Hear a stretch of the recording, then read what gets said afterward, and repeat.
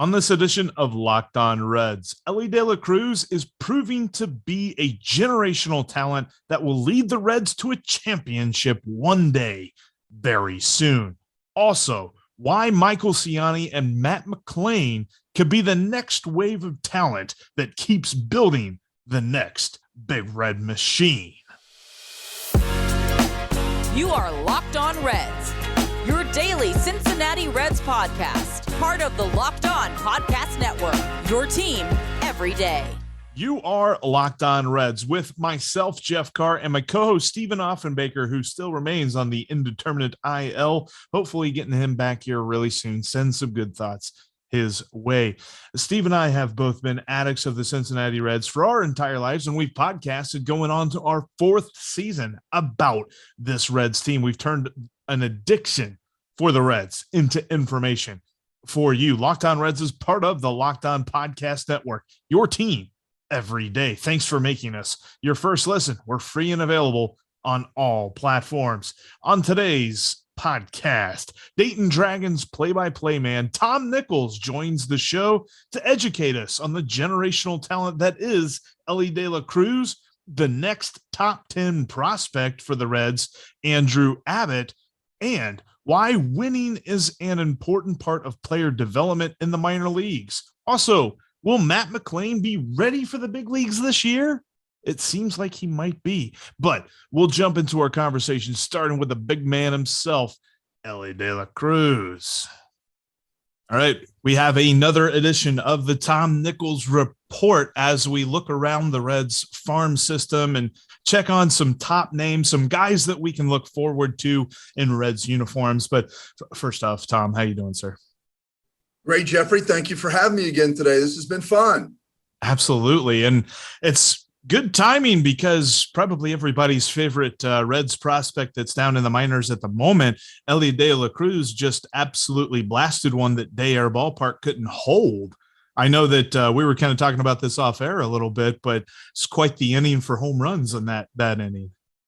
Yeah, Tuesday night, the first night that Joey Votto rehabbed with the Dragons, the team hit 5 home runs, 3 in 1 inning, and actually out-homered the opposition 5-0, but still lost the game, which was disappointing. But De La Cruz crushed one. I mean, it was I'll tell you this is true story. The track man did not even pick up the distance because the ball was literally so high, it went off the charts, and they could not measure the distance. Of course, distances in minor league baseball are estimates anyway, based on launch angle and exit speed. And so they don't actually measure the distance. But in this case, they couldn't even get a distance. De La Cruz just crushed it. He's had some home runs. He's had 6 now in a little over a month. So he's been a big power threat at the shortstop position. That's always good to see because that's not a position that you really expect that to come along. Of course, with Elly De La Cruz, he's got every tool in the tool belt that you can have as a prospect.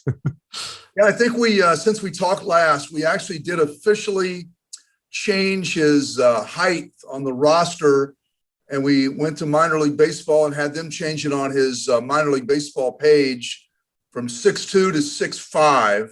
It had been outdated for a while. And so now he's 6'5", I think 200. So that's more reflective of where he actually is. It's been interesting to see all of the wonderful play that he has. And that's good to note too, Joey Votto in the lineup. That means that everybody's going to be a little bit better. So hopefully getting him back here for the Toronto series coming up for the Redlegs. But when we're looking at some of the other guys that are moving through this system, we got to talk about the first dude to get promoted and going on up to Double-A Chattanooga, and that was Andrew Abbott, which I don't know, and probably a failure on my part, but I can't remember if we talked about the first guy to get promoted, but I don't know that he would have been the guy that we would have pegged, but he's been playing really well. Well, he was as good as any pitcher that's ever come through here, quite honestly. He was here for a pretty short time, 27 innings, and rarely challenged at all. And did he have to work out of jams to get through 27 innings with just 2 runs? Not really. One of the 2 runs he gave up was an inside the park home run that was not played well defensively, couldn't go as an error, but really had no business being a home run. We messed up the relay throw coming back in, and the ball just kind of trickled back in, and it should never have been a home run. But Abbott was just dominant. If he was a guy that threw 97, 98, you would be hearing all sorts of talk about him right now. As it stands, you're hearing a fair amount, but his fastball is average, about 93, and he's got a good slider. His third pitch is his changeup, which he's going to need to develop some to stay as a starter all the way. But if you just go off of results, which I think oftentimes can be the first thing and most important thing, he was absolutely off the charts. Just dominant, fun to watch. You always had the feeling he was totally in command out there. You never felt like he was stressed, like, in this count, I'm not sure he can throw a strike. You always felt like whatever the count was or where he was in an inning, that he would find a way to get out of it. And we're glad to see him move to Double-A. And his first start in Double-A was more of the same. 12 strikeouts, no runs. That's about as much as I need to say right there, Jeffrey. 12 strikeouts, no runs in 5 2/3 innings. That's always good to hear. That and honestly, 93 on the fastball. Tyler Mahle has made a career out of that. I think that if his secondary stuff, kind of like you said, you get that changeup rolling, then you're cooking with gas at that point. And one other Dragon too, before we kind of expand out to the rest of the Reds farm system, that has really stood out, obviously on the mound, is Joe Boyle. And talk about a little bit of a difference. You go from 93 miles an hour to the fireballer that is Joe Boyle. What have you seen from him that's really impressed you? Well, he's a 3-pitch pitcher. He throws a slow curve. It's, it is probably 20 miles an hour slower than his fastball. So it's a real difference in speed. It's in the 70s oftentimes, or low 80s. And then he throws a hard slider that can range from 87 to 91. Some have called it a cutter, depending on the amount of movement, but we're going to go with slider for now. And then his fastball is obviously his bread and butter. And, he's not one of those guys who just stands out there, Jeffrey, and throws fastball after fastball. Mm-hmm. You rarely see him, it seems, maybe to certain hitters, but for the most part, you rarely see him throw 2 fastballs in a row. And his fastball in the 6th inning last night was still at 98 miles an hour. So that was 95 pitches into the game for him, still at 98 miles an hour. A guy that's hit 100 many times, and not with us this year, though. I'll be accurate with you on that. He has not hit 100 yet with us, but he has hit 99. And typically he's been 95, 96. You'll see some 97s. And again, last night we saw in the 6th inning, 98. But I think kind of the interesting thing about Boyle, if you look at his season numbers, the first thing that's going to stand out is ERA. I'm just taking a look here at the numbers myself. ERA is 0.65, 2 runs allowed in 27 2/3 innings. Second thing that stands out, opponent's batting average, 0.71. So he's given up 6 hits all year in 6 starts. So do a little quick math there. One hit a start on average. That's pretty good. When you finish your outing and the other team has 1 hit. The other thing, though, that also stands out that he would like to improve on is in 27 2/3 innings, he's given up 21 walks, way too many. But the interesting thing about it is, if you watch the games and don't look at the numbers in the box score, you would be surprised by that it's that many, because there's no hits to move the guys along when they get on base. So they don't really get into a position where he's in a lot of trouble and stress. And he doesn't really bunch the walks, 2, 3 in an inning. So it's just a consistent one walk an inning, it seems like, with an occasional inning where there aren't any. And that guy usually doesn't move past first base. Now, if he moved up to AA, he would probably be in a little more trouble. I could see him staying here, even with those numbers, for a while because of the walks. But very interesting prospect. I don't know that there would be too many rankers who would have Boyle as high as Abbott right now. And Abbott would not be as high as, Green, Lodolo, those kind of guys. Graham Ashcraft and all that. Yeah, Abbott's probably going to break into the top 10 on a lot of charts pretty quickly as they start to get updated. I just talked to J.J. Cooper, Baseball America, a couple of days ago, and he told me they're about to update their numbers, their rankings, and he said Abbott would move into the top 10. Nice. And so that's a guy that, based on just results and performance, it's hard to argue with, especially when you take into account he moved up to AA and did the same thing he was doing here, and that was gave up next to nothing with a ton of strikeouts. So we'll see how he continues on. It'll be interesting to watch. Is Matt McClain ready for the bigs right now? And how does winning in the minor leagues affect a player's development for success with the Reds when he gets to the big league level? If you want to develop healthier habits, get a Built Bar. I'm not joking. We always compare them to candy bars and things like that. They don't compare. If you add Built Bar to your diet like I did, you're going to cut out some unhealthy snacks, but you're not really going to realize it because of the chocolate that it's covered in, 100% real chocolate, and the flavors that you get. It just kind of snaps you out of the whole idea that you need to grab something that's sugary and unhealthy because it's going to satisfy your sweet tooth. Take it from me, a guy who likes his food. Those birthday cake puff Built Bars are phenomenal. Go check them out right now at built.com. Make sure you grab some because they're probably not going to be around for very long, as good as these things taste. They remind me of, I don't know if you ever remember those Little Debbie Easter marshmallow puffs. Like there was just like a little cookie that was covered in icing and just stuffed with a marshmallow. Absolutely tasty. This is better, and it's better for you. Talking about 150 calories, 16 grams of protein, only 9 grams of sugar as well. This is the kind of treat that is going to satisfy your sweet tooth, but it's also going to fit right into your diet. If you incorporate Built Bar into your diet, you're going to see some changes. It's really helped me quite a bit when it comes to curbing that sweet tooth. Go to built.com today and use the promo code LOCK15. You'll save 15% off your next order. Look, there's so many flavors that it's really hard to just pinpoint one. Go get you a mixed box and use that promo code to save 15% off your next order. That's built.com, and the promo code is LOCKed15.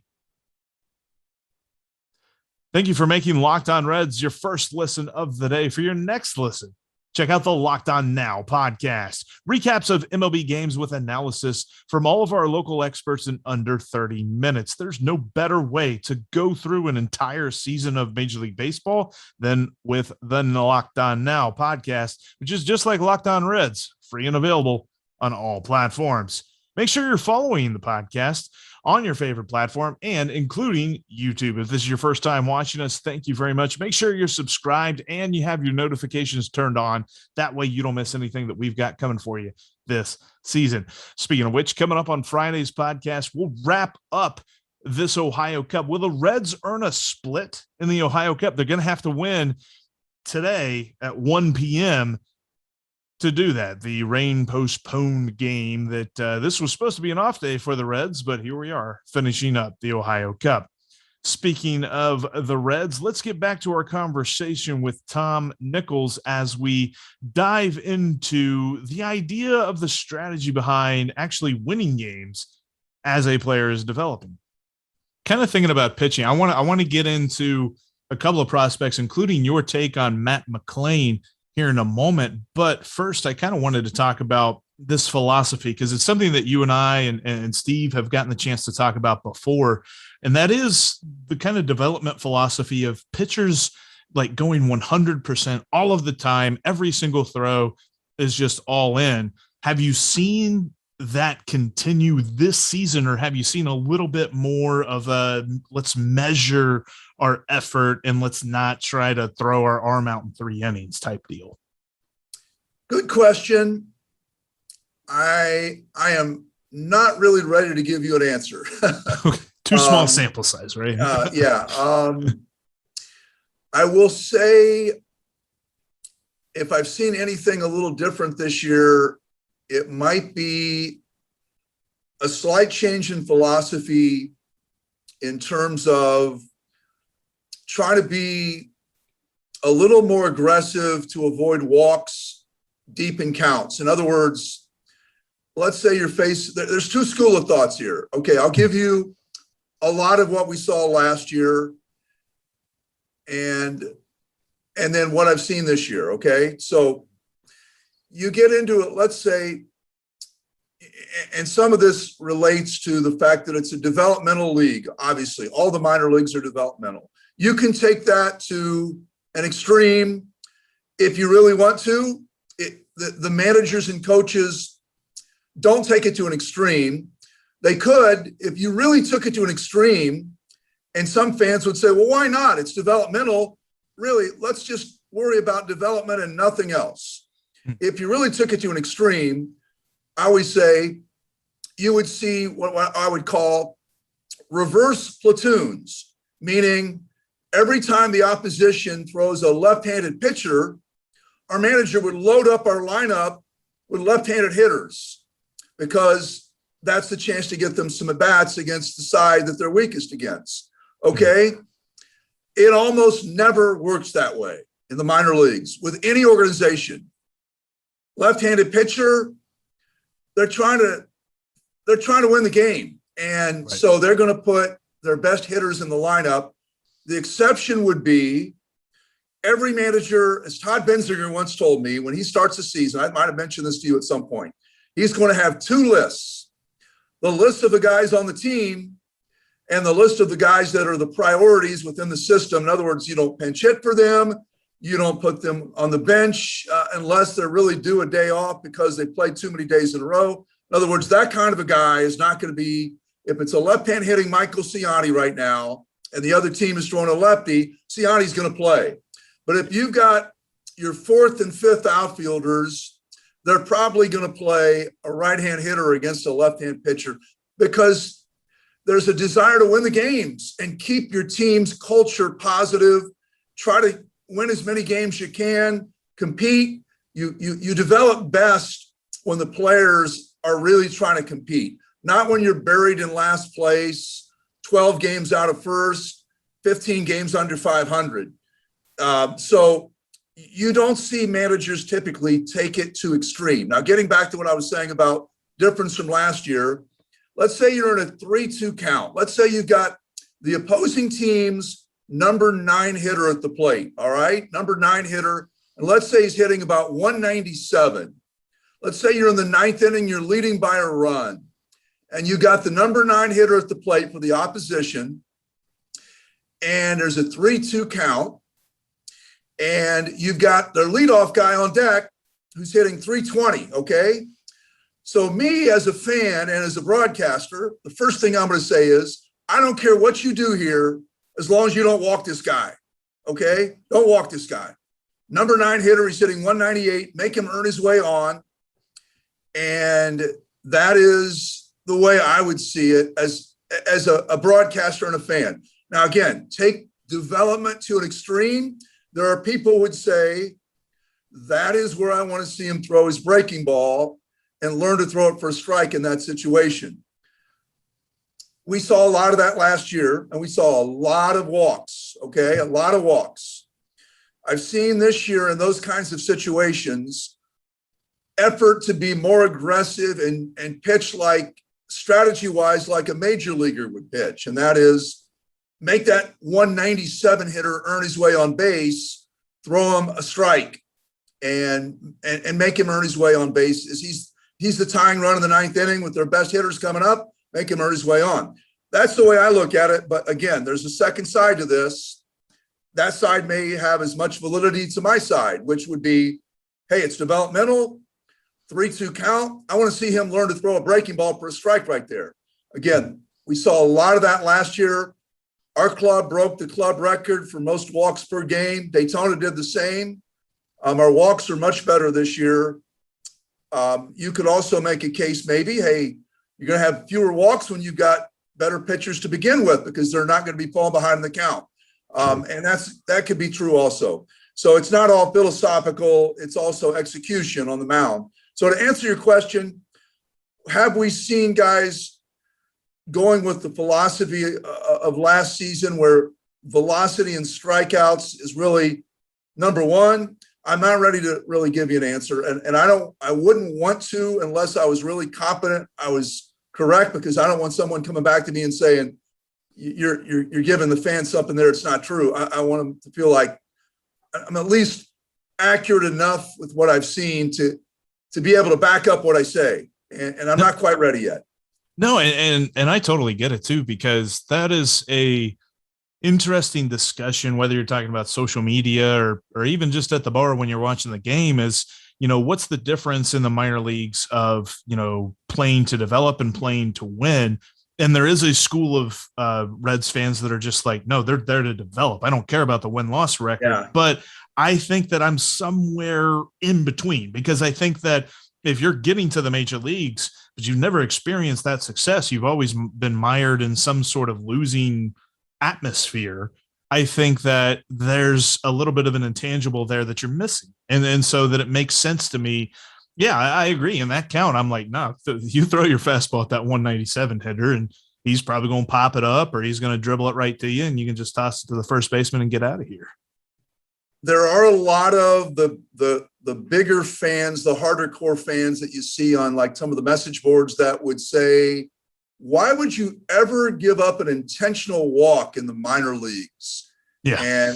And I would say you just really don't quite understand how it works, because once the game starts, you're trying to win the game. Was it Herm Edwards or no? It was yes, Herm Edwards said you play to win the game, and that's what competitors do out there. That's how you get a guy to give you that extra 1% when the game's truly on the line.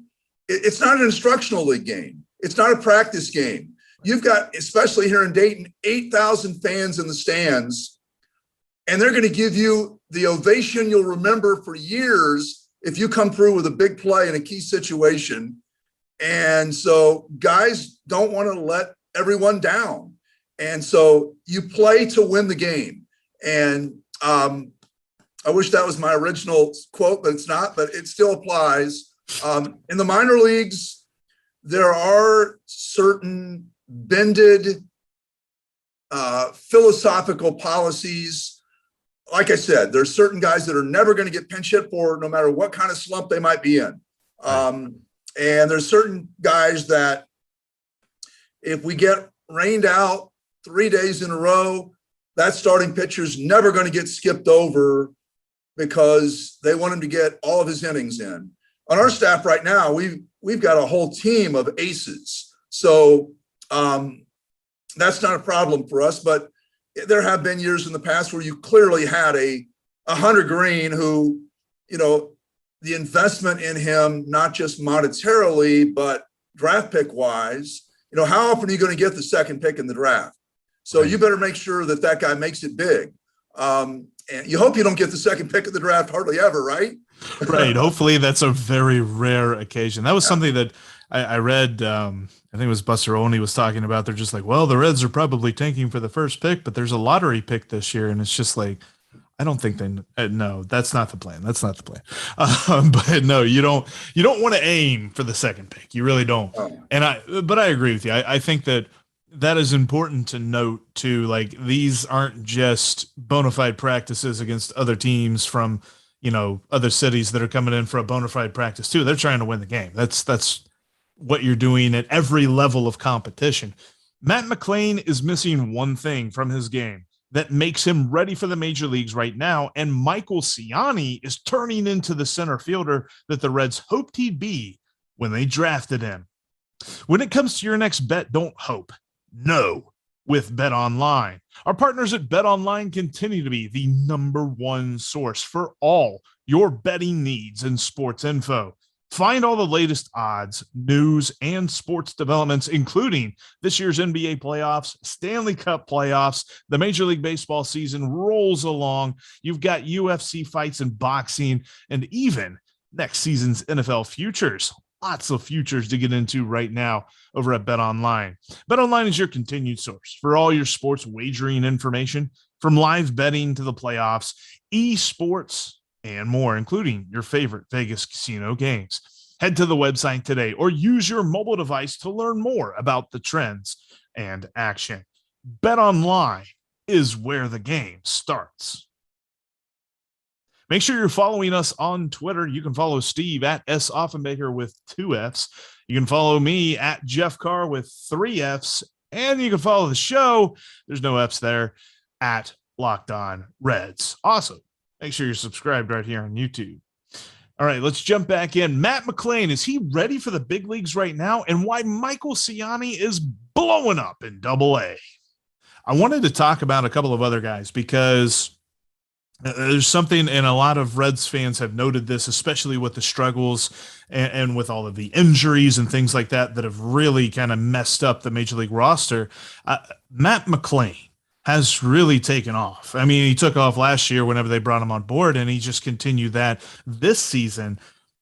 Do you see him making it to the major leagues with what he has shown this season? Good question. Possibly. Now, you would not call him up unless you felt like he is very close to being up there to stay. So, because once you 100%. call him up, you're starting his option clock.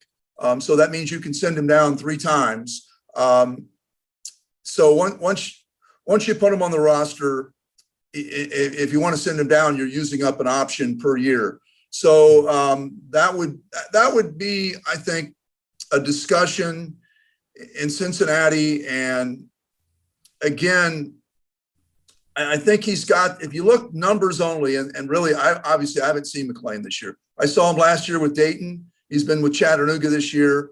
If you look at the numbers, and we include in our stat packet, and I'll give a quick plug here, although there's no monetary benefit, but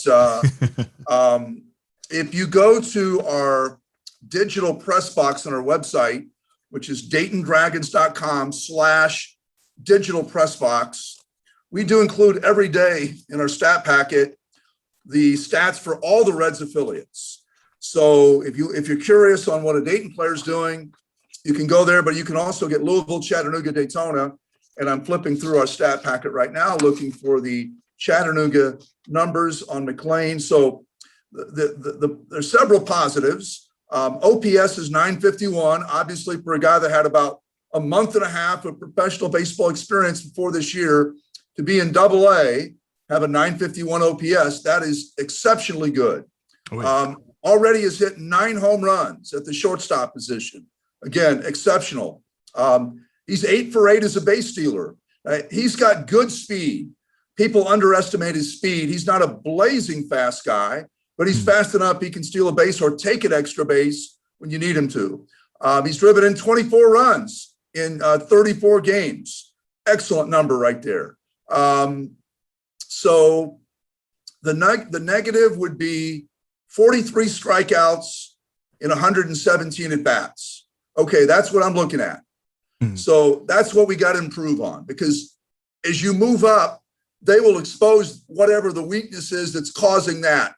There's something that's causing that. And they'll find that and they'll expose it. So when you start seeing that number improve, that's when it's time to start thinking about moving him up, because there's something there that's, whether it's not an inability to lay off a slider out of the zone, which is probably the most likely problem. But I haven't seen him this year. He didn't have those kind of strikeout problems in Dayton last year. He is moving up to a good level of play with very little pro experience. The fact that he's more than held his own is a very positive thing.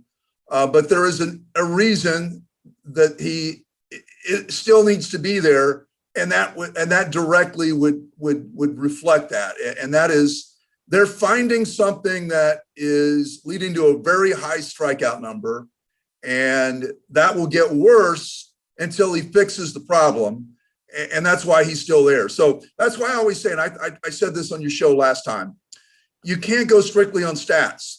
The question has to be, is he able to do the things that the players at the next level will improve on that he's not seeing at his current level? So you could beat up on weak pitching, just pound weak pitching. But when you see guys that can do what AAA guys can do, what do you do? What do you do against those guys? That's more indicative of knowing than just looking at the raw numbers, because you're building up those stats against a lot of guys that are never going to go any higher. So what does he do against guys that are on the same level as he is in terms of being a prospect? So I think McClain, again, don't get in too much of a hurry. Let him learn what he needs to learn, and he will be. Now the question is going to be, and here's the other one I can't give you anything on because we haven't seen how he's played defensively at shortstop this year, other than the number of errors, which tells you very little. And he has 3 errors. That's not very many errors. So he's made the plays that he has had a chance to make. We don't know if he's made spectacular plays that would not have been errors if he hadn't made the play. That's the thing about a shortstop. I want to see him make not very many errors, but I also want to see him make a lot of plays that are plays that win you games when you make them in the 8th and 9th innings, that get your pitchers out of jams, that would not have been an error if you hadn't made the play, but you made the play and got your team out of a jam and helped your team win a game. That's the difference between winning and losing. That's where stats on defense don't always tell the whole story. Does he make the plays that win you games? So, again, with McClain, shortstop, will he stay there? What we saw last year, there was no reason to think he couldn't stay there. Mm-hmm. But as he moves up, there'll be a couple of things that factor in. How does he show at that position? And also, you look at like Senzel, they moved him to a new position, not because he didn't play third base well, or India is another good example. Those guys played third base just fine, but there was a need at another position and they moved them there. So that's the same thing potentially could happen with McClain. That's somewhere down the road. Yeah, my math on 43 and 117 means that he strikes out just under 37% of the time, or at least that's what my phone calculator just told me. Because I don't do that well in math, but I'm looking forward to the whenever he gets up to the major leagues and watching him play. And I'm sure there's going to be a lot of Cincy shirts that like cross over Die Hard and Matt McClain and stuff like that. I think that's going to be a big thing there. I wanted to ask you, when you're looking at the rest of the Reds system, who is the first player that is striking you? Who's like the player that you're looking for? Like, I wonder how this guy's been doing here lately. Because it seems like there's a lot of interesting dudes throughout this season. We've seen some great performances from guys who are outside the top 25, but who is the guy that stands out to you that you're like, I want to know how he did? If you discount the guys on our team, and I assume you are, the very first name that would fit the list of what you're describing is Michael Ciani, because Michael Ciani is a Gold Glove quality center fielder who was a high draft pick. And really, he went in the 4th round, but there was a little maneuvering there.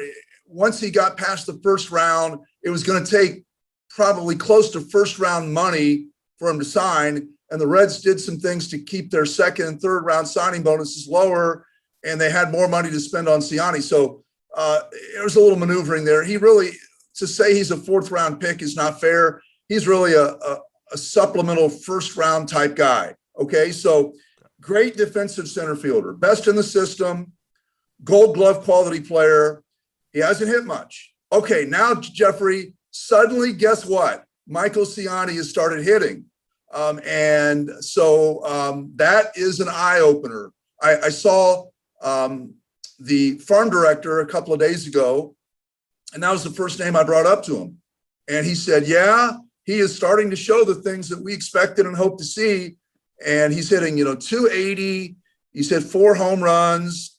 He's already stolen 14 bases. This is a guy that this time last year was under 200. And so he moves up to AA, and he's hitting 280 with power, a little power. That would project over a season as a 20 homer guy. It's not bad. He's not going to be a 20 homer guy right now, but he's got a lot of things that you like. This is a guy, sort of the intangibles, the sum of the parts. It all adds up to a lot of things that the fans would like. Now, here's a few things with Siani I'm going to give you. Extremely smart player, very advanced in terms of instincts on the field when it comes to running the bases, understanding the game. We had a play a couple of nights ago where I'll give you an example. And this separates, it doesn't show up in the stats at all. But again, that's where I say you can't find a lot of things in the stats. Okay. Right. We have a game. It's the 9th inning. Okay. So we're up by 2 runs with 2 outs in the 9th inning. And there's runners on first and third. Okay. So the runner on first is the only guy that really matters, along with the hitter. If he hits one out, we're behind. But the guy on first base is the tying run. So as an outfielder, the one thing I don't want to do is let a ball pass me and let that guy on first base score. Okay. So batter hits, defense is playing deep so that they can't get the ball between the outfielders. Defense playing very deep. So taking away the extra base hit. So it's going to take 2 singles to beat us. Typical manager, good, smart way to align your defense in that situation. Okay. So tying run at first, 2 out. We're going to make him get 2 singles to tie the game. So the guy hits a shallow fly ball to center field, and the center fielder comes charging in. And instead of playing the ball on the bounce and forcing them to give me 2 singles, he makes a diving try, doesn't get it. Ball hits off his glove, rolls away. Runner on first tie, scores, we lose the game. Mm-hmm. Siani would not have done that. He is a smart player. He knows the game. His instincts are good. He understands the score and the situation. He's also very hard worker.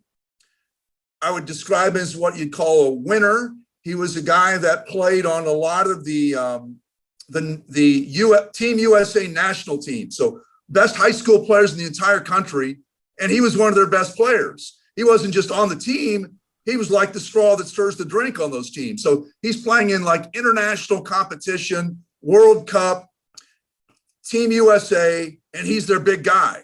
So this is a guy that hasn't come out of nowhere. He has been a star. So now all of a sudden you've got all these good things, great speed, off the charts defense, smart player, works hard, good character, hasn't hit, and all of a sudden he starts hitting. So that's a guy that to me has been and we're sitting here on this date in mid-May, and so a lot of things can change. But as I talk to you today, that's one of the big stories in the Reds system, is that Siani has not only gone to AA and hit better than he did in single A, which is good, but he's hit way better than he did in single A. So that's a good thing. So that's to answer your question, that's the guy I would look at. And that's huge too. I mean, you talk about a bona fide center field prospect coming up through the system, because you can maybe make a case for a couple of guys moving to center field at one point. But if you've got a dude who that is his natural position, and when he gets to the major leagues and he's hitting well and all that stuff, if he can continue this trend early on here in 2022, then you're changing a lot of different things about the Reds in a couple of years. And that's exciting. I'm excited to see. Hopefully he can continue that sort of development. That's good news to hear.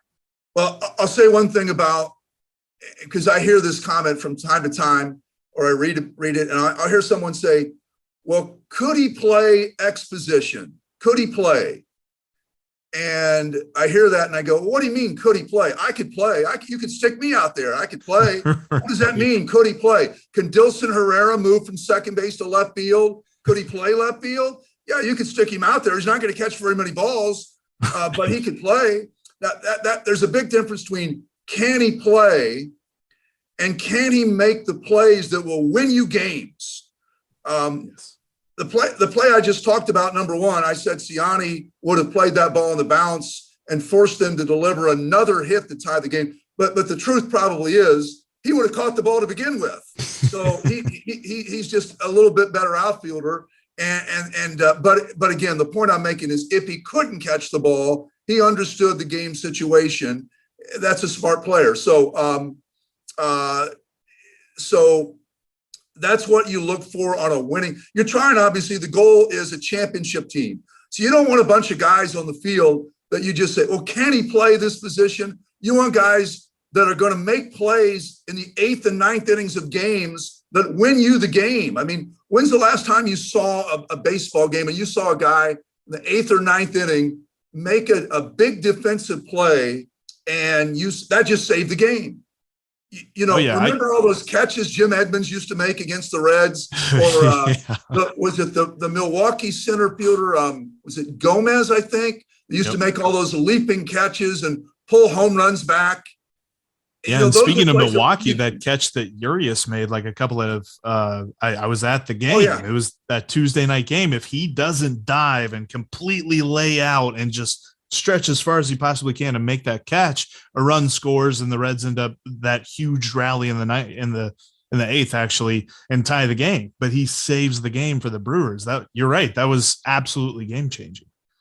No question about it. You look at great teams, and especially middle of the diamond, center field, catcher, shortstop, second base. You've got players that are athletic and are able to make big plays late, well, all through the game, really. But a big play is just as big anytime you make it. But just make plays that get your pitcher out of an inning and not make plays that create bigger problems for your pitcher to get out of an inning and lead to 4 and 5 run innings for the opposition because you gave somebody a 4th or a 5th out in an inning that major league clubs are going to take advantage of.